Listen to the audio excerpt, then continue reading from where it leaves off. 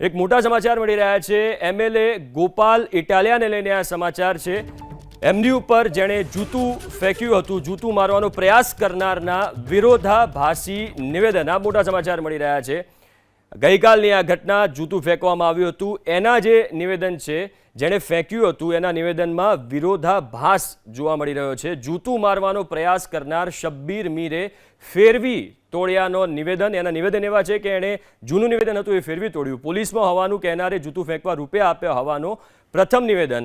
આપ સાથે જોડાયેલા પિયુષ પરમારના કહેવાથી જૂતું ફેંક્યાનું સાંજે બીજું નિવેદન આપ્યું। એટલે કે થોડાક જ કલાકોમાં નિવેદન ફેરવી તોડ્યું। જૂનાગઢના ગઢુમાં આપના ધારાસભ્ય પર જૂતું ફેંકવાના પ્રયાસને લઈને સતત આવી રહ્યા છે ટ્વિસ્ટ।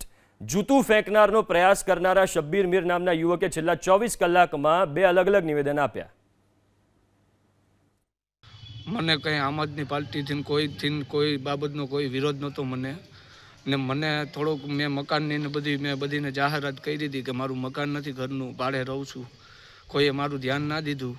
ત્યારબાદ કે મને આવી કહાની કરતા હતા, ત્યારબાદ મને થોડો ગુસ્સો આવી ગયો એટલે મેં ચંપલનો ઘા કરી લીધો છે।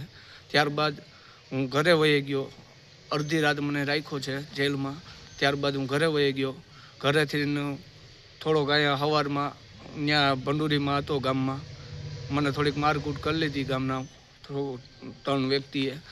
ત્યારબાદ હું અહીંયા ફરિયાદ નોંધાવવા આવ્યો તો કોઈએ ફરિયાદ મારી લીધી નહીં। સવારનો બેઠો છું, ફરિયાદ કોઈએ લખી નહીં મારી। ને આ મને કરાવનાર મારા પિયુષભાઈએ મને કહેવા પ્રમાણે મેં કીધું છે કે ગોપાલભાઈને તું ચંપલ માર, ગોપાલભાઈ થોડાક આગળ આવે, એ પ્રમાણે મને પિયુષભાઈએ કહેવડાવ્યું હતું એટલે મેં આ કર્યું।